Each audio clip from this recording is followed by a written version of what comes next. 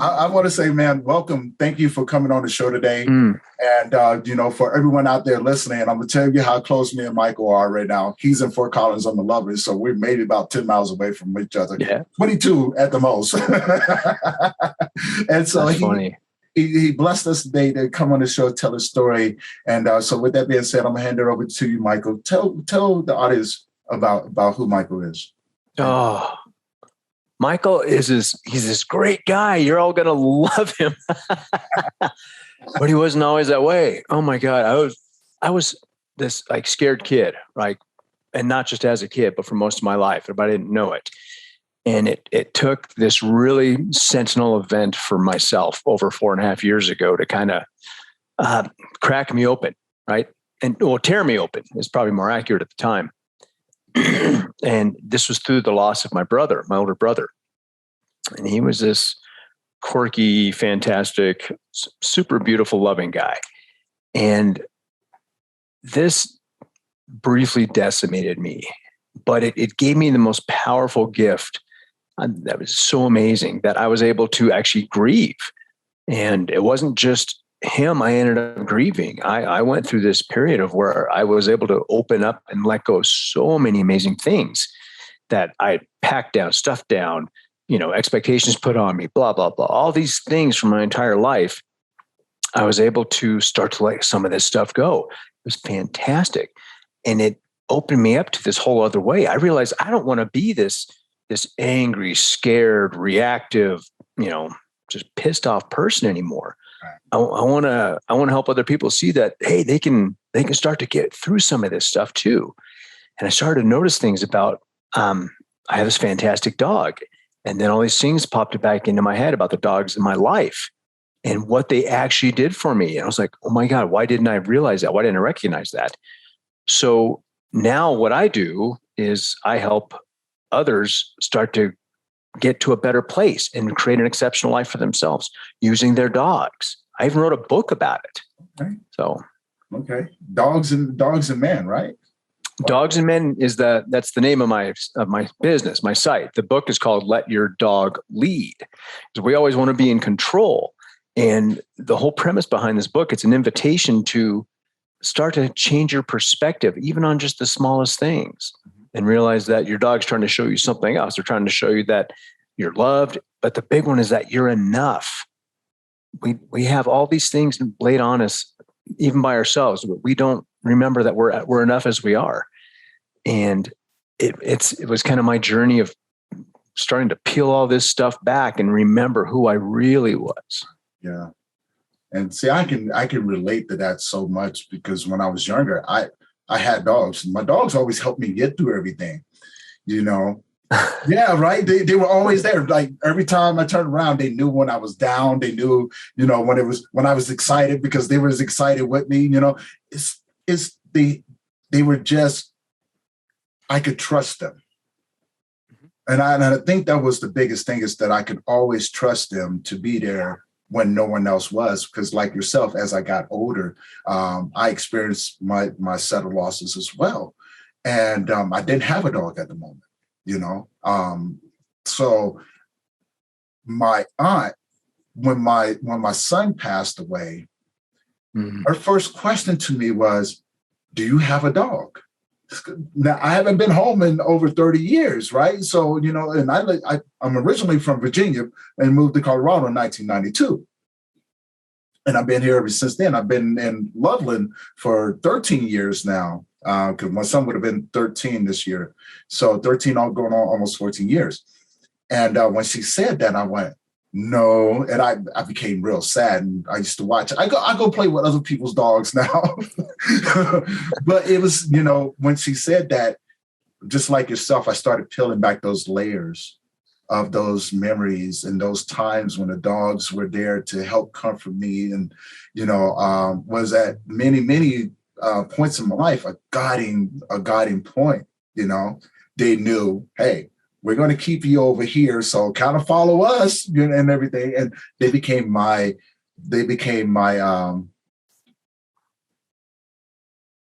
my grief companion through memories, right? Yeah.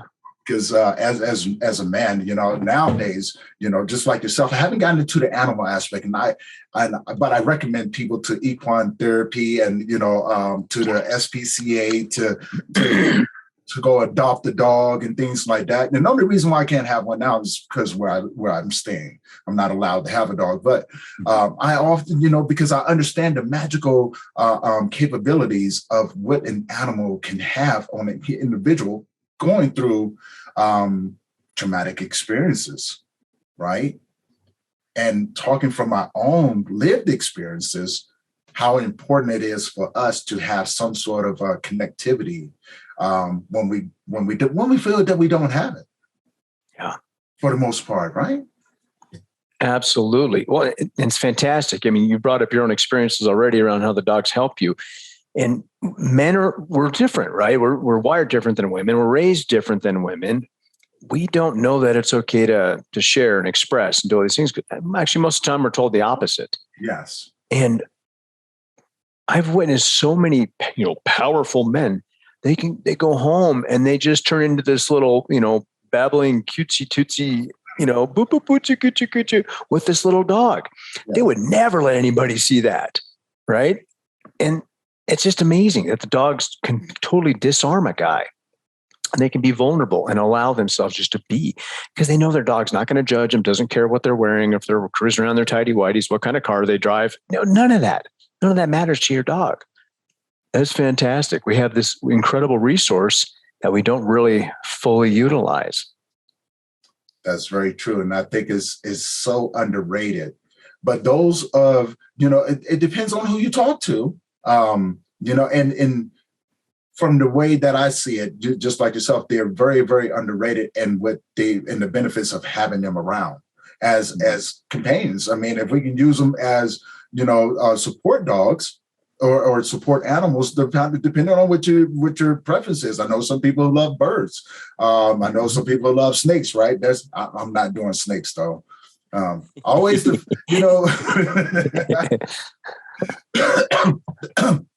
that's a long story. I have a fear of being eaten by a snake. That's a good fear. Yeah, some people have snakes that are big, and they're friends of mine, and I don't hang out with them because of that fact. I've seen their snakes get out, and I'm going, that dog that you had just got eaten by your snake that you have. I don't know. I'm not going to be on the menu. I'm just not going to do it. But to each their own. If you feel, if you're comfortable with having a snake wrap you up like that, then by all means do it. Right? I prefer the ones I can actually push away. That's awesome. Have some sort of control over if I need to. Right? But no, the beautiful part about these dogs, I've always raised pit bulls, right? And I think that's another avenue most people don't go around because of the misunderstanding. kind of relates to us men. When we go through, we're misunderstood majority of the time, right? And let's talk about the grieving aspect from a man's perspective for a little bit. And let's peel some of those layers back so people actually get the understanding of how important it is to have some sort of companion with you as you're going through this. Oh my God, I couldn't agree more. And I'm sorry about the loss of your son. That just breaks my heart. Appreciate it. Yeah, I don't know. I was so fortunate to have dogs in my life at multiple junctures where I had these almost sentinel events. First, when I was a teen, I was 11 or 12, I think, when my dad left. And somehow I got it in my mind that it was kind of my fault. And I actually thought about checking out. And if it hadn't been for that dog, I'm not sure what would have happened. He was fantastic. He could read me, as you said before. He just knew. He knew. So he really kept me going. My mom was an awesome woman, trying her best. It was a difficult time. Not long after that, my older brother became paralyzed. So that really kind of threw a wrench into our lives. Years later, my own bad marriage and divorce. All these things, I had dogs around me not from my whole life, but for these bigger events. And I know it was no accident why.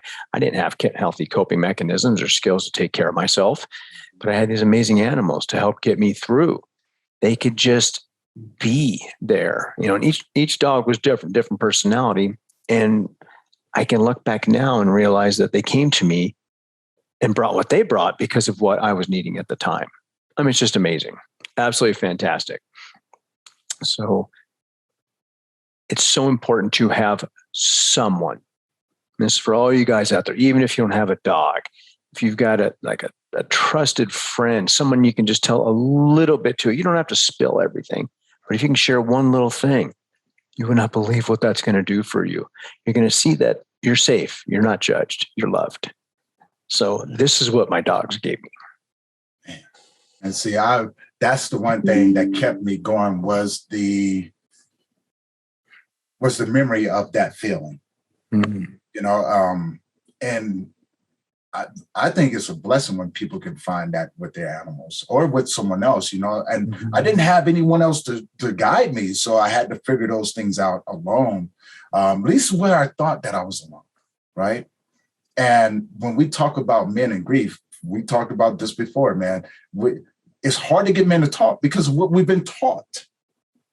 We get taught, hey, as a man, you're not supposed to cry. As a man, you're not supposed to have these emotions. You know what I'm saying? You better man up. Just keep your head up and keep your shoulders back and keep moving forward, right? And just like yourself, I got to that moment shortly after my mother passed away. She passed away 2 years after my son. And so just a month and 7 days apart, as a matter of fact, she passed away on my grandmother's birthday, July 25th. And that was my son passed away 2016. My mother passed away 2018. And that right there, I was just like floored, I lost my sense of who I was, sense of purpose, right? Because now, I take those memories from my dog because when I felt like this before, I can always go and sit out in the yard, and I had 9 dogs, and they would just come and they'd pile on top of me, and it was the feeling that they all knew because I'd have one under my arm on each one of my arms, climbing underneath my legs, laying on my chest, one laying on my head. It was beautiful, right? And I was like, oh, I felt so good, and it was that feeling of the feeling of being wanted. I guess that's the simplest way to put it. It was just the feeling of just being wanted. And when I got older, I searched for that, but it was the memory that I had that brought that back up when I almost took my own life, right? And trust me, man, that was a long road, coming back. And then I get hit again with my last grandmother, right? She passed away a year after my mom. I had to look around. I went, okay, so if I have to go through this alone, but it was the men who came into my life, initially, and it wasn't all at one time. They just came in those moments, right? I had one of my best friends come to me and said, hey, I want to invite you over for a picnic, for a barbecue tonight at my place. I want to talk to you about something. And I wasn't in the mood. I was mad. What do you want to talk about? And he was like, I'm coming to get you. I'm coming over. And that's when he revealed to me that he had lost his son. And I went, oh. And it was having someone there that understood at that moment what I was going through. Yeah. And it was the words that he had told me that still drives me to this day. He said, Tony, this will be the hardest thing that you would ever do in your life. But you're not by yourself. And that filled my heart with so much warmth. It actually brought the feeling back of having that dog there, of someone understanding what I was going through, and it was just the analogy of it, right? But this is my boy. This is one of my best friends. He just revealed something to me that I never thought. And by looking at him, I would have never even guessed. So easy to hide these things. so very easy to hide these things. Well, I mean, in your case, was it similar? Was you able to put on a face, before you figured out how to allow yourself to start grieving? Yeah. I have so many identities that have been given to me throughout my life, other people's expectations and things. I could hide almost anything, but it wouldn't always last. Something would happen to, I'm busted, I'm blown. And then I would completely freak out, overreact over something, just completely lose it over the smallest thing. I became more aggressive. I became more outwardly angry, and I could rein it in for a while, and then something silly would happen, and I would just lose my shit. Yeah. And for those out there listening and watching right now, I want you to understand the similarities. These are what the 5 stages of grief look like to men. All right. You know what I'm saying? Women, if women would grieve totally different, they have some people. So majority of the women, I just put it that way, majority of women have some sort of support group. When men grieve, if you've heard me say this before and you've heard me been in any of my groups, this is primarily what it looks like. It looks like the aggression. Remember, if we can't break it, we fix it. I mean, we can't fix it, we break it. That includes ourselves, right? Mm-hmm. And that goes with bad decisions, anger, being very irritable, right? You ever been that route where you just don't want nobody around you? And just, and then when they are around you, you're just like, how irritating you are to me. And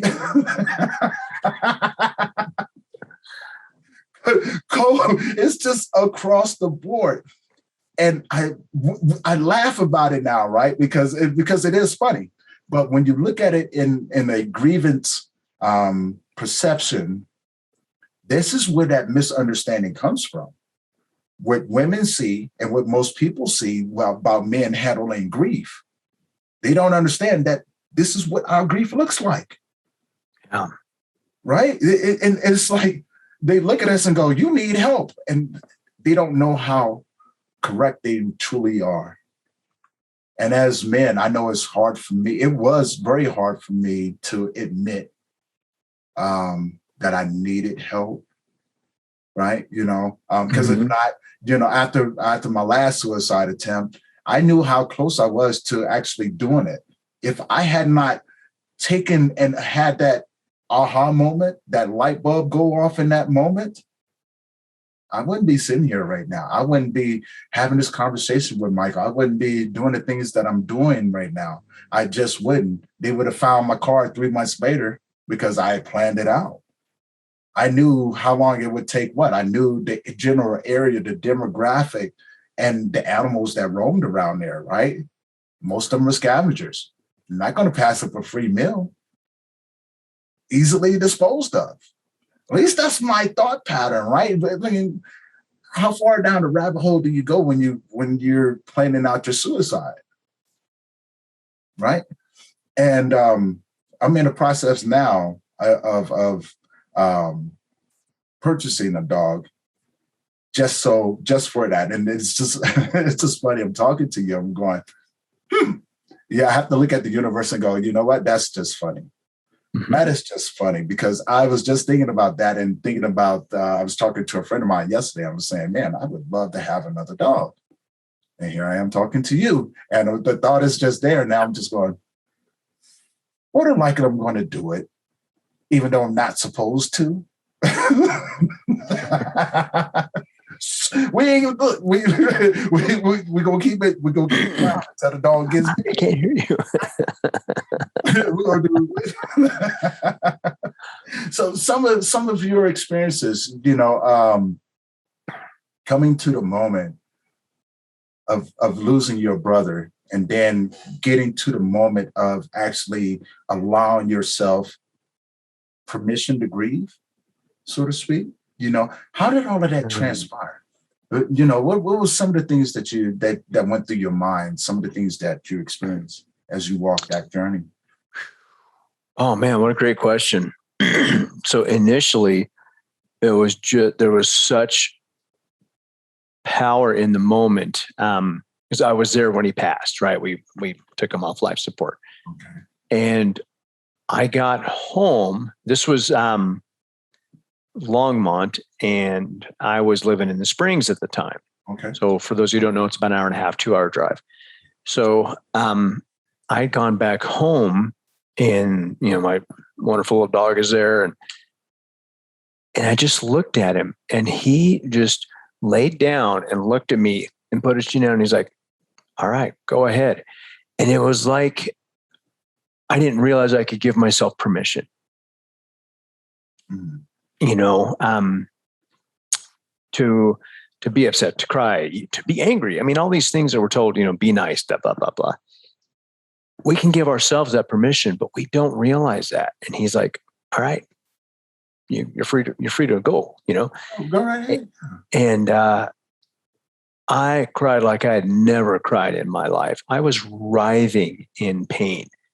And he just sat there and held that space for me. It was freaking incredible. He didn't try and come comfort me. He just sat right back. And I had never felt anything like it. And at first I was like, "Oh my God, my neighbors are going to hear me." And, and I was worried about what everybody else was thinking. And then I'm like, no, this is not theirs. This is mine. Mm-hmm. So I'm going to do what I want with it. And so I just let it rip. So after that event that night, I was just like, whoa, something's different. I felt different, but I knew I wasn't done, not by a long shot. But I had opened a door for myself, and I give myself permission to change. Mm-hmm. We can all change. We can. There's nobody on the planet that can't change. But we're not taught that. We're told to live by everybody else's rules. Right. Yes. So I started on this journey, this incredible journey. I was voracious. I was reading everything I can get my hands on, taking courses, doing all this stuff. Taking me through all these different things. I tried, started a couple other businesses, totally failed, but it's cool because it's brought me to where I'm at. And I still allow myself to grieve. Quick example.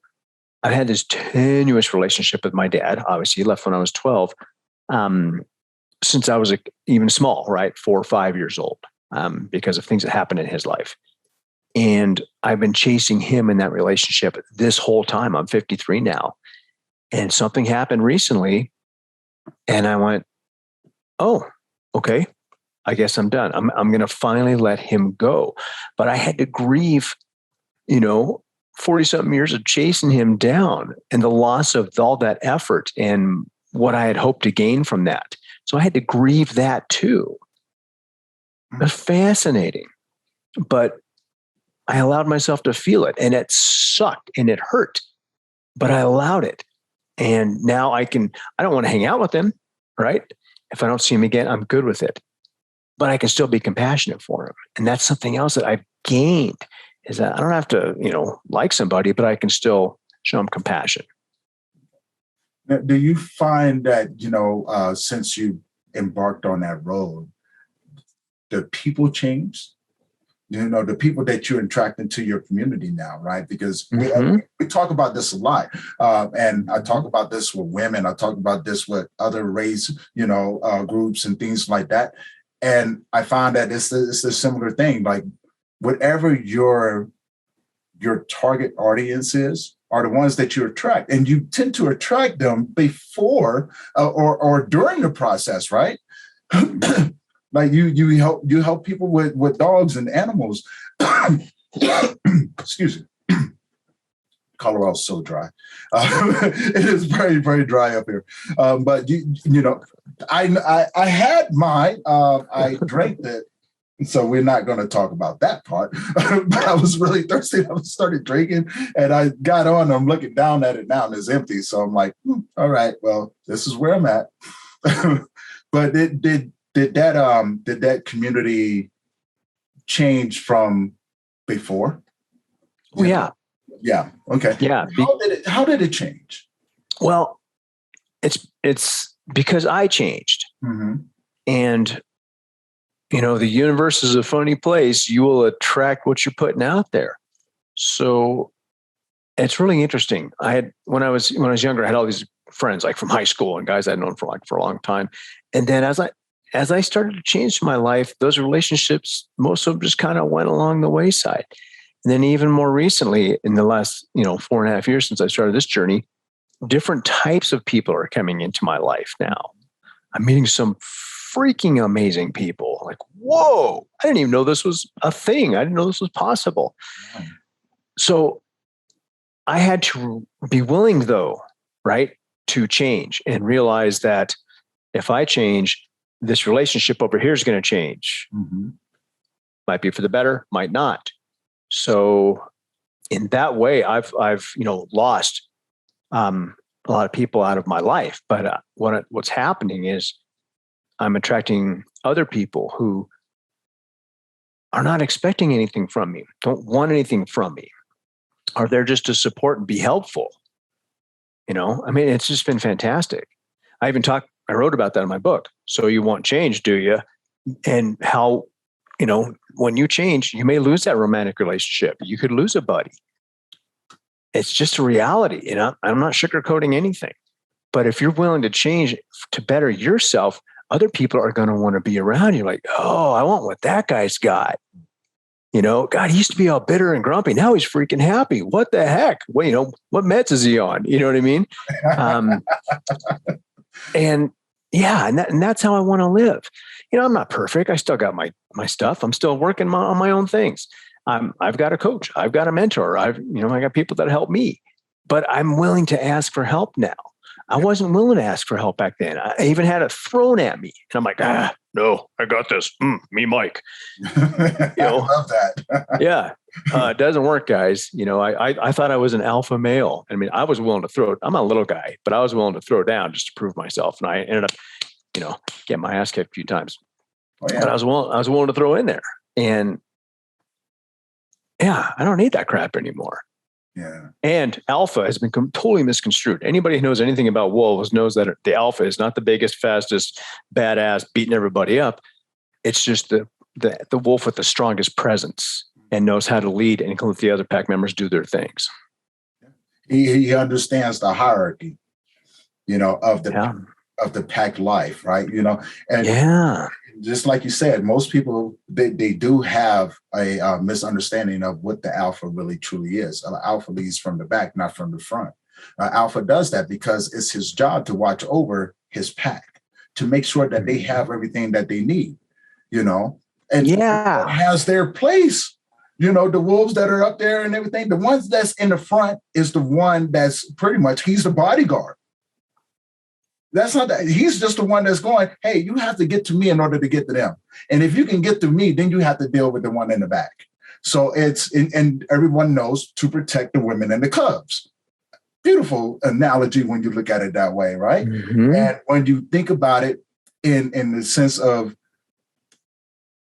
what it provides, the understanding that it provides to people in a real life sense, right? This is how we deal with things as well. Because for one, we're always looking for someone to lead us, right? Someone who knows more than what we do to attach our belief system to. And then we understand our place because, like you said, we have those mentors. Come on, man, you cannot walk this life without having a mentor because we need someone to help teach us the things that we don't know. We need someone who can see things from a different point of view than what we do, because as we look at it, we only see it from this perspective. And we may have the ability to see it from a bunch of different perspectives, but then it's that one that we always miss. So it's good to have that. It's good to have coaches because we don't know everything, right? You know what I'm saying? And as we go along this journey, this is how we learn. And so having a coach that says, hey, this may not work, or this will work, or, maybe you should try this, having those different suggestions, or primarily just going, hey, this is what I put together for you. And what we're going to do is that we're going to work this from this point to this point, if you're trying to get over here, right? And having people like yourself to hold space, right? And understand what mindfulness is when you enter that space with an individual, and what you're bringing to the table. So let's talk about that. Let's talk about your services and everything. What do that look like? So I do a couple different things. I have a coaching. and individual and group that I'm starting. And I also have an online program that I've developed, and I'm actually changing it. I developed this whole course, and now I'm actually changing it to actually more closely follow the book that I wrote, because it's a better progression. Okay. Yeah. So I do energy work. I've been trained in all number of different modalities. So I'm definitely more woo woo out there, and it's fantastic. And I introduce people to things, and they go, "I had no idea. I didn't know it was possible." I mean, our dogs are all about energy. Right. How do you think they can sense, a bad guy from 100 yards? He doesn't look different than you and I, but they pick up on something, right? That's fantastic. That's absolutely fantastic. So, and not everybody gets it, and that's okay. And I'm not for everybody, and that's even okay. I'm not supposed to be. Exactly. I mean, we're for the people that we're meant to serve. Right? And is having, I guess for a lot of us that does this work, it's the servitude that we get the reward from. Because I know, getting up, being able to, reach out to other men like myself, and going to them, holding space with them, and walking away from them knowing that what they got from me, they can use, right? It is maybe just sitting there in silence, right? Maybe it was the way I offered to go get them something to drink in their own household because I'm a visitor. Maybe, and but you never know. And doing energy work, I love that, because there's so many different areas of energy work. What are some of your main focus points when doing energy work with people? It's changed. So, I trained in some traditional modalities, Reiki, healing touch for animals, Reiki for animals. And one day I had an experience where I realized I'm not actually doing healing. I'm not, going, ooga booga booga, and I'm healing you. What I'm doing is reacquainting you or opening you back up to what's already existing. So our physical bodies are amazing, and they have the power to heal themselves if we take care of them, right? And that's not just, apple a day kind of stuff. It's energetic in nature as well. So how we carry ourselves. So what I do is I help people tap back into who they already are, but they don't know it. They can't remember. Okay. And that's the whole premise, is we come into this being, as babies, being just amazing. And then as we get older, we get adulthood, and we have more veils put over us, more identities, all these things. And I kind of help weave through some of that so that you can experience the energy of what you were like when you were little. Okay. See that. I don't know if I want the energy from when I was little. Well, because I experienced childhood a little bit different, Yeah. Well, go back even further. I mean, yeah. When you first came in, maybe before whatever the situation was. And that was probably a good time. I think my mom enjoyed having me as a baby. I think when I got older, her hair got grayer and she got less. Yep. And so, I used to look at her when I was coming up. She just look at me and put her hands on her hip and go, "Boy, you go make my hair fall out." And my hair ended up falling out. So, touche, Mom. Thanks a lot. Yeah, thanks a lot. Right, but no, it wasn't all bad. I just lived a different life than most people. And I cannot say anything bad about it. I really can't. The trauma that I had to go through. I look at my family, because there was a time where all of my grandmothers was around, and I grew up with them. They taught me how to cook, and but they never taught me. They never taught me how to honor my grief, honor my loved ones. Even the men in my family, they all had the same saying, from my dad all the way to my uncles to my little brother. And they were all like, and my little brother was 16, right, when he passed away. But he had been taught ever since he was a kid like me, like, men don't cry, The funny part about it is I watched my little brother grieve in a different way. before he passed away. And his thing was he loved to fight. And I realized that in his most irritable moments, he turned to someone to fight.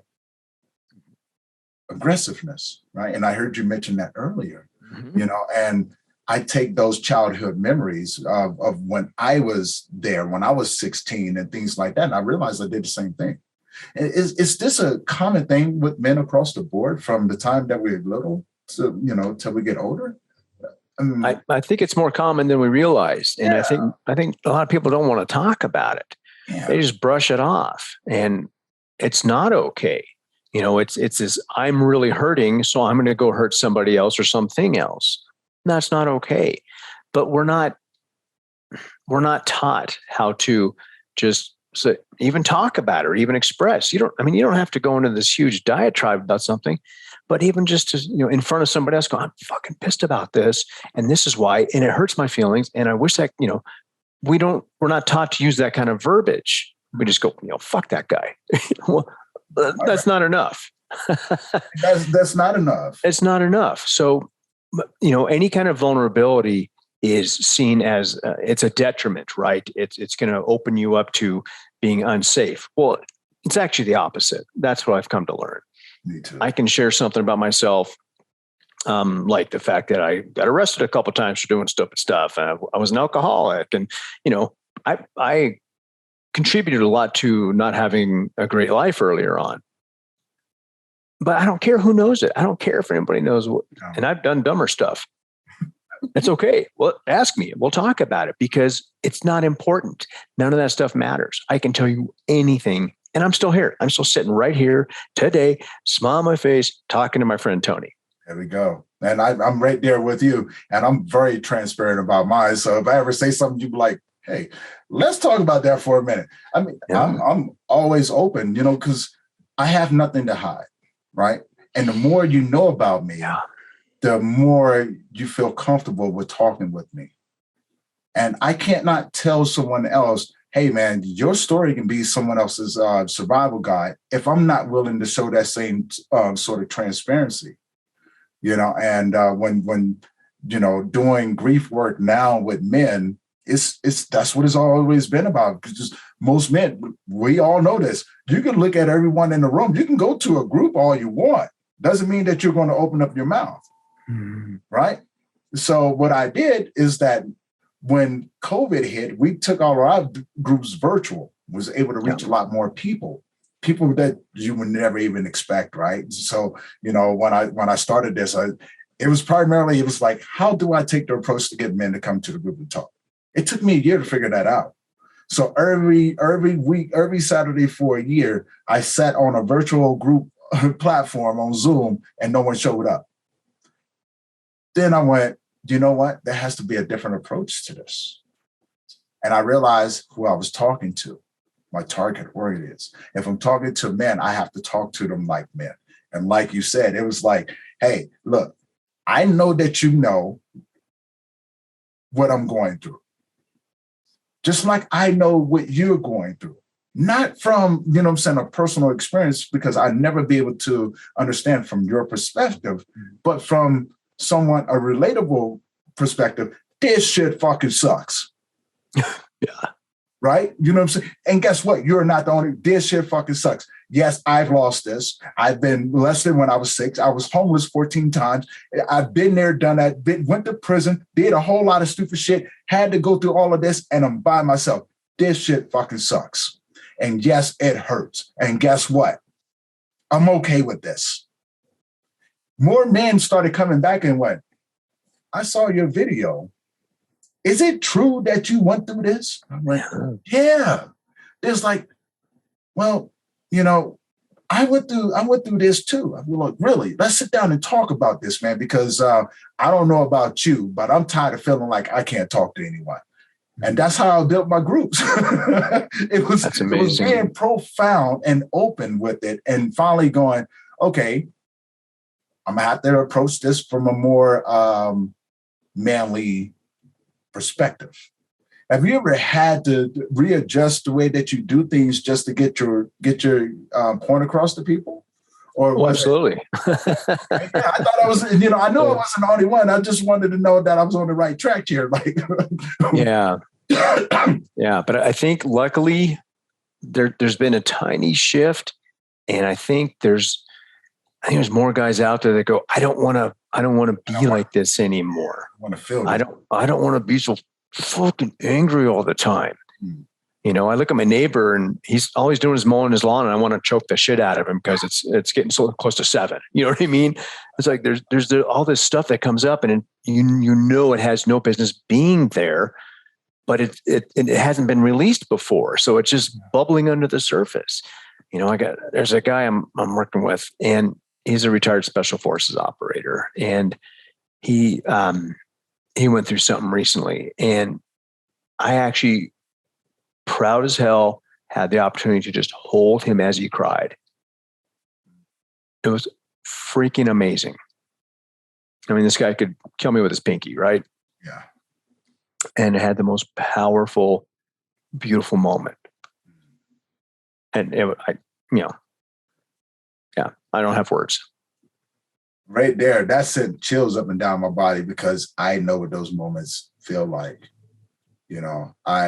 I've held many men in my arms and just let them just unleash, right? I've sat in the house with many young men as well as older men and had the best conversation and not a word was ever spoken. Yeah. Right? You know what I'm saying? Yeah. And afterwards, to see that sense of relief, because now they're finally able to express what they're going through, which led me to, how many layers do this thing have? This grief, how many layers do it have? And so I started unfolding them. And so I sit down with these guys nowadays and in group and I go, let's discuss this for a minute. What layers exist and which ones doesn't? And what I realized that most men, after going through something traumatic, the brain clicked over and said, I don't want to deal with this. And it gave them a totally different memory. And I was going, how is that possible? And they go, I have no recollection of how this came here, but it became part of my story. And I went, well, as we peel back the layers, they started to unfold that invisible layer, the one that was placed there by the brain. And they went, I didn't realize that this had happened. And then they start to unwind, right? And the conversations, like now that we're having this conversation, the conversations change, right? More men were starting to come out and was going, look, man, I can use someone to talk to. Yeah. Or they were going, you know what? Right now, I'm in a bad place. I don't need you to talk with me. I want you to come sit with me. Yeah. And so it's that shift, that beautiful shift that we talk about right there. And I think it's that stigma that we've been brought up with, the things that we've been taught. I honestly believe we're starting to crack that door open a little bit more, right? And more women are starting to be more aware of what their significant others or the men in their family actually go through and become more supportive over that as well. And I tell them, look, when you come to me and ask me these things, I only have one thing to say to you: give them room to grieve. Make it okay for them to talk to you. Your family, they want to talk to you. But the problem is that you have to stop comparing your trauma to theirs. Because men don't like that. You do that, we close up, right? That's the huge thing, right? If we set up here and say, for instance, we hold in space, say, I'm going through something and Michael comes over, you know what I'm saying? My friend Michael comes over. One of the things I tell people, the worst thing that you can ever do, if I was to say, man, right now I'm going through something, the nightmares of losing my child is there. The worst thing that a person can do is actually compare their stories to theirs. Well, I may not have lost a child, but I've lost, I've lost my sister. And this is what it was like for me. I was like, I had that happen a couple times, right? You know, that's the worst thing that you can ever do. You going through the process, you ever make mistakes like that before as well? Mm-hmm. Yeah, I think we all. Absolutely. Well, I think we want to help. So say, Right. we want to say, I get that somewhat, and here's what I experienced, but that doesn't really help. That brings up another point. We're not taught to just listen. No. Not taught to just listen. So I had a pretty, conversation with my mom recently, and I asked her beforehand. I said, "You want me to just listen?" Because she's pretty advanced being, let's say, and doesn't mind going there, and she's helped me quite a bit. Okay. See, and I think that's very helpful, having somebody that's willing to go there with you. And I think the biggest thing and I've seen this with a lot of organizations across the board, and actually had to go in and talk to a couple of people. It's like, hey,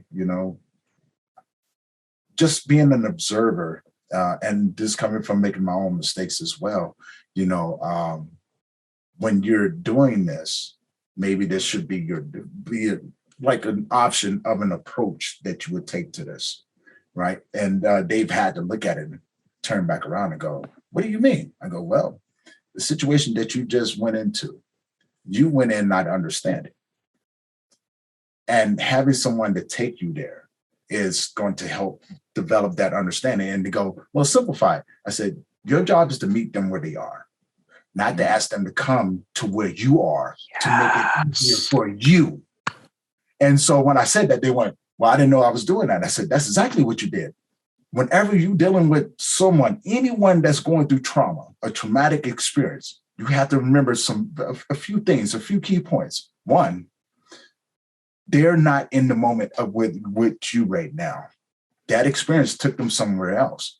You have to become a visitor. That's rule number one. You are the visitor in that space. Two, become attentive, because throughout you being attentive and learning how to listen and pay attention, they will tell you exactly where they are. And then you can walk from there. And three, don't ever, ever rush the process. Don't ever rush the process. Last thing that we want people to do is walk away from us going, I got nothing totally out of that because it was 5 minutes in and out. Well, I know what's wrong with you. You're grieving. Now here's some pills. Go home and you'll be okay. Right? Pills. I mean, I just don't know what else is wrong with me. I'm not going to tell you. Yeah, exactly. Yeah. And I've gotten better at holding space. Right. Definitely not giving advice, right? Because, this sounds like a good idea. Well, just be quiet and listen. Pay attention. See if you can feel what's really going on. And I've gotten really adept at feeling what's going on. Yeah. But I have to listen. Yeah. I just did a course with FOTI over at CSU not too long ago. We just finished up a mindfulness course. So we went through mindfulness in communities, mindfulness in workplaces. Mine was mindfulness in trauma, and then we went mindfulness in ethnic groups and things like that. Oh, yeah. Beautiful. So we addressed all of those things, and learning how to hold space for one another, right? And I often catch myself because I'm so used to holding space, especially doing podcasts and everything. I just want to listen. I just want to be attentive, and I sometimes forget that I'm the host and I'm allowed to interact, and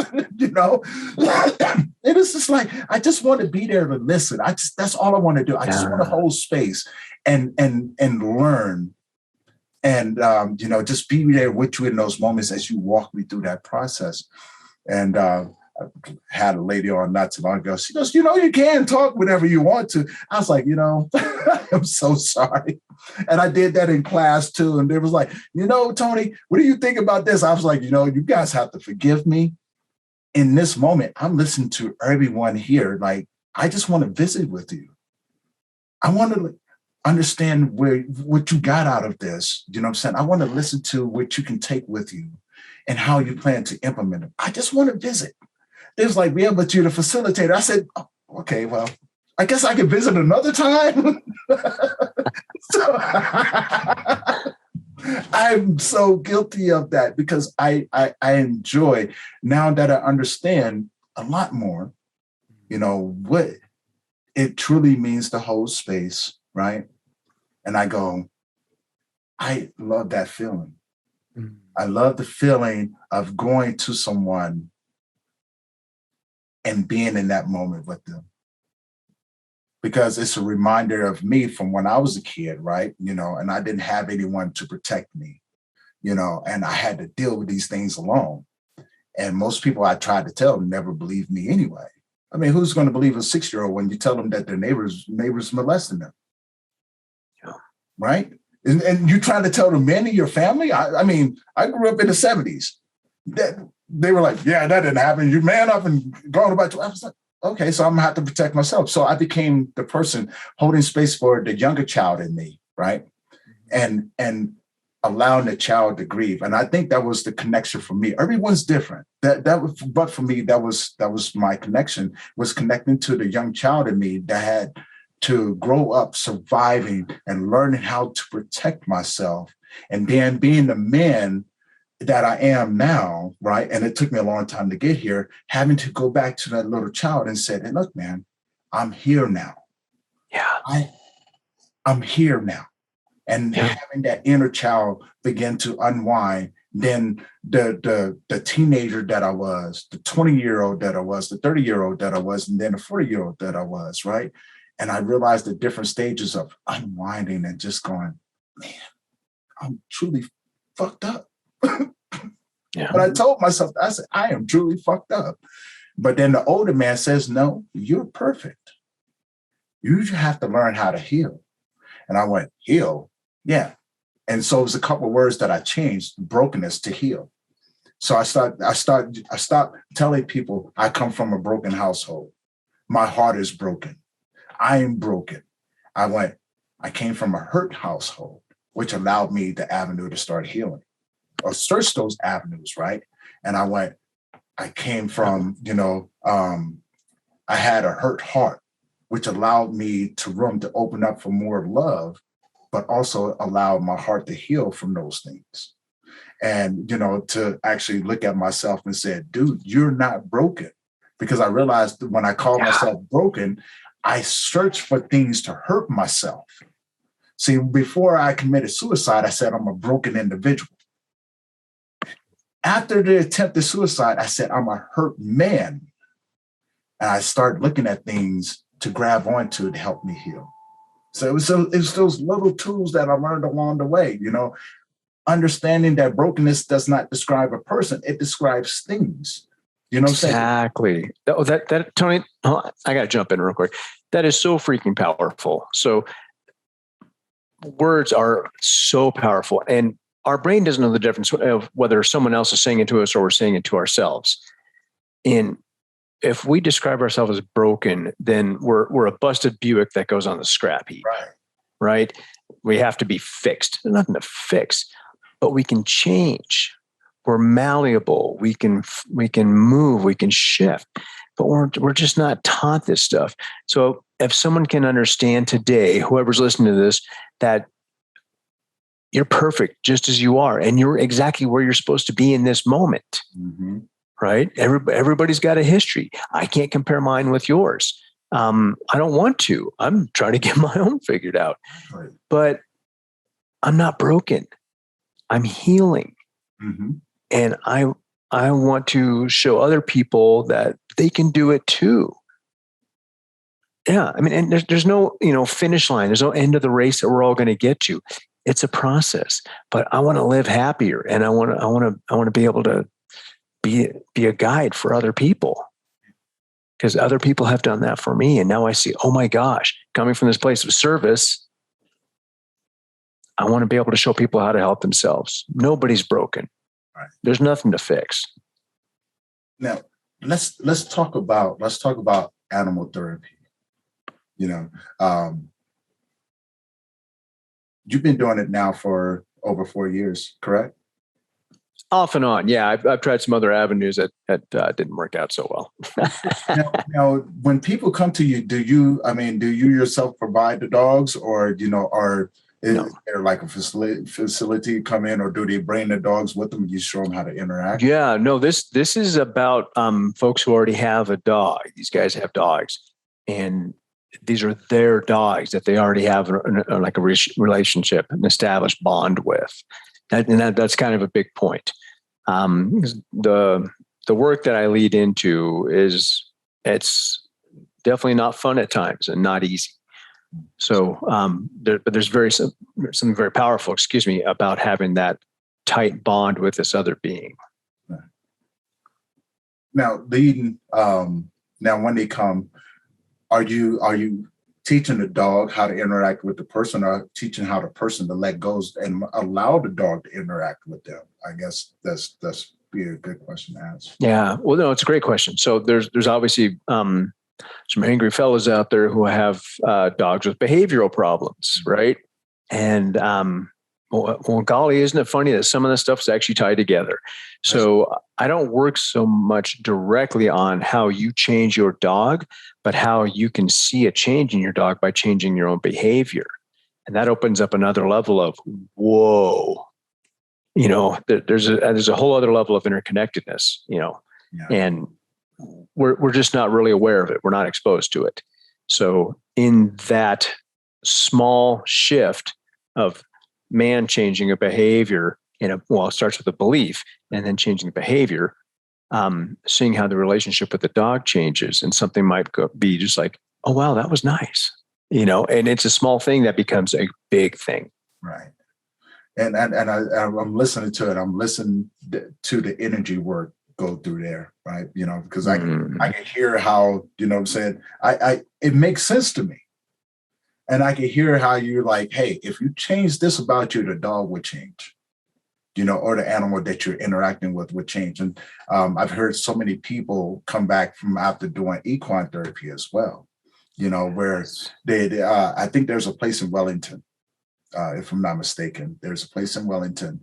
And so I've sent people to them, and they come back and they're going, man, they put you out here, and then all of a sudden they let the horses go, and you may have one or two horses walk up to you or anything like that. And it was like, it's what they do.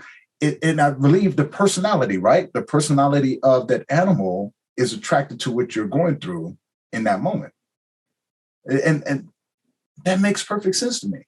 Because you can be sad, and you may have a horse that's very sensitive to the sadness that you're giving, and they know exactly what they need to do. Now, how many dogs did you have when you was going through this that were there? It was just the one dog that you had? So there's been 4 dogs. Okay. And now I just adopted a 5th. My previous business partner, Darby, passed away earlier this year in May. And he was by far the most amazing dog, and a huge catalyst for the change in my own life. But it was each dog brought something different to the table. And when I look back, I realized what the dog brought, right? What was I looking for, and what was I needing at that time? Oh, that's fantastic. And when I lead someone through this, they're like, no, oh, you're kidding me. That's real. It's like, yeah. Oh, and then, these aren't my memories. I let them figure out what that is for themselves. And it's extremely powerful. So I think it's like, what's the saying? When the student is ready, the teacher appears, right? Or the master appears. Right.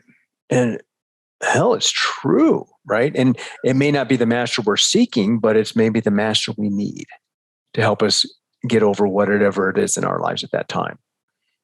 So yeah, the dogs are great. Dogs are fantastic. The horses are great. And I know another practitioner in Longmont who does this. If you want that information later.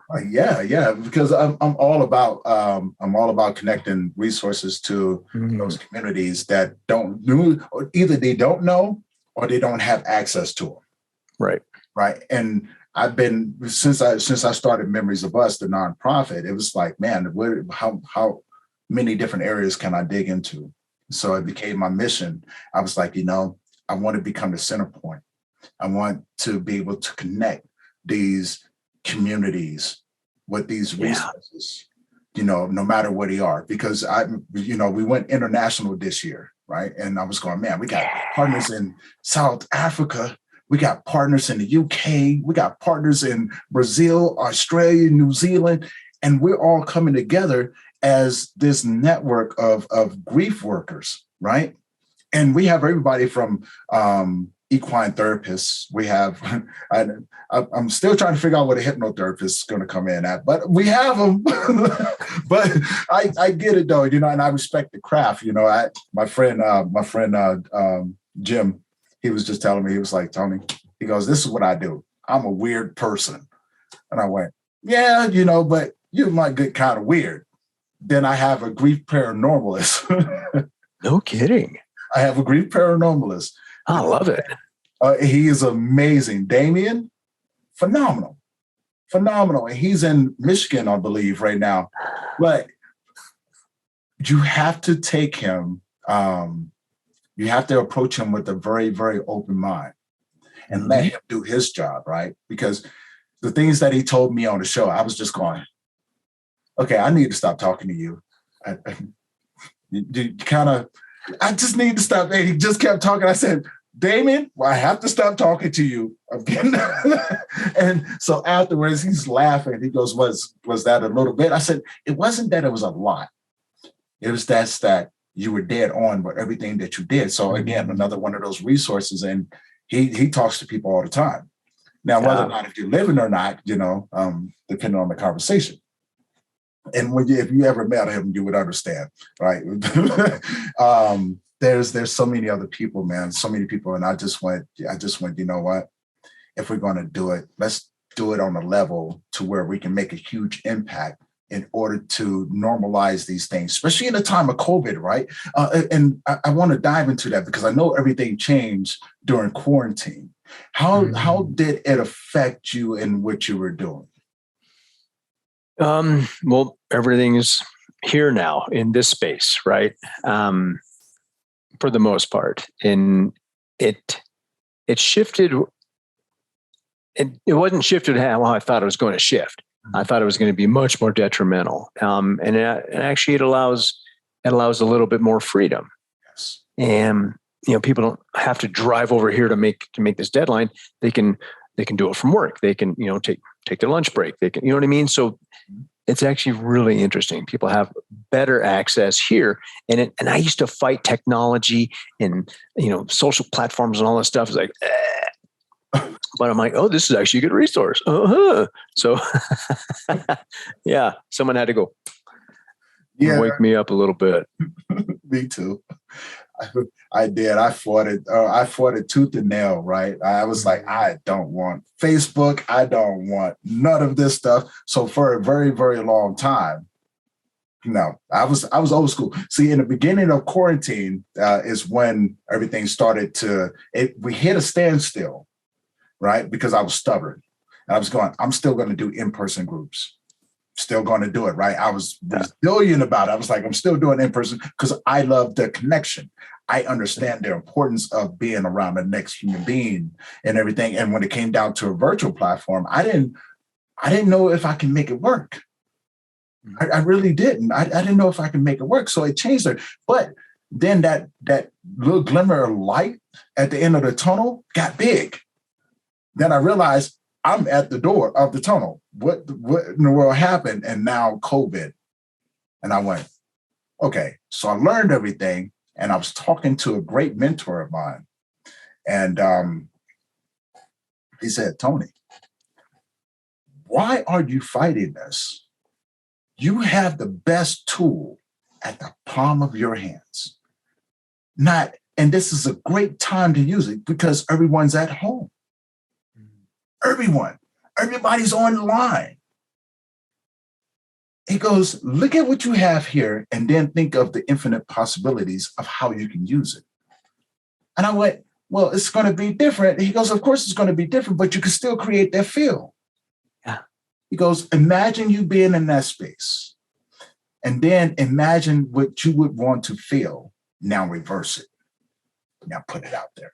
And I went, I didn't like that at all, you know, because he just gave me some really good common sense.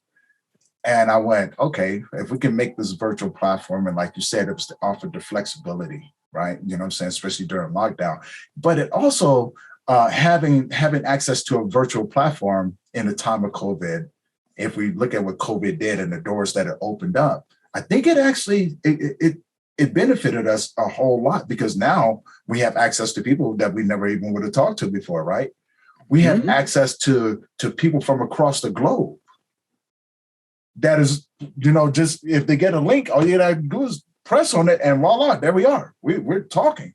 And you're like, but you're in Australia. I'm like, yeah. Hi, mate. How you doing? Yeah.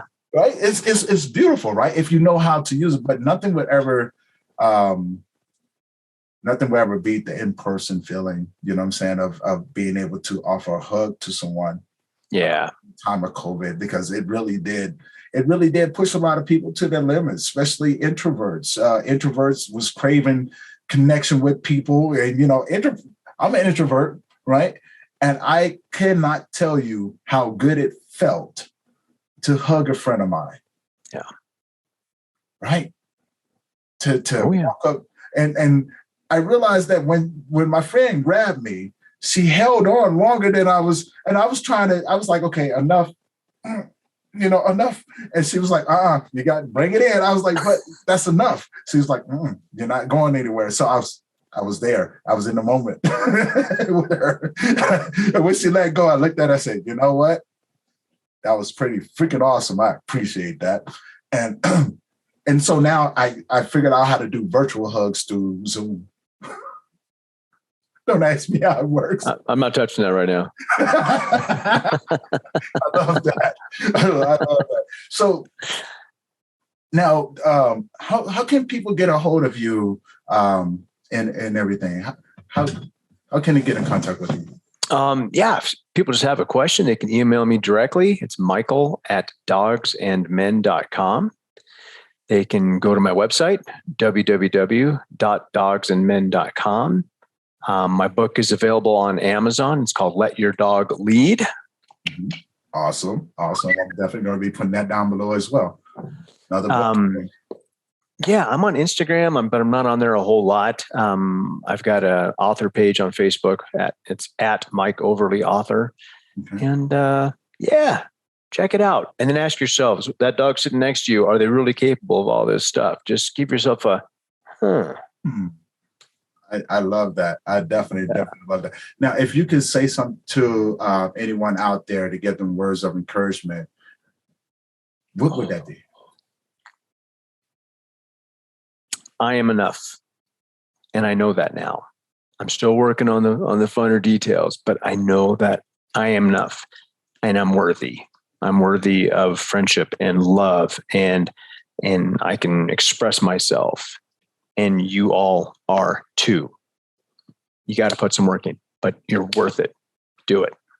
I love that, Michael. And I want to say, I appreciate you coming out and sharing your story with us today on the show, man. And, I've learned so much, and definitely going to be reaching out to you, definitely after the show. And,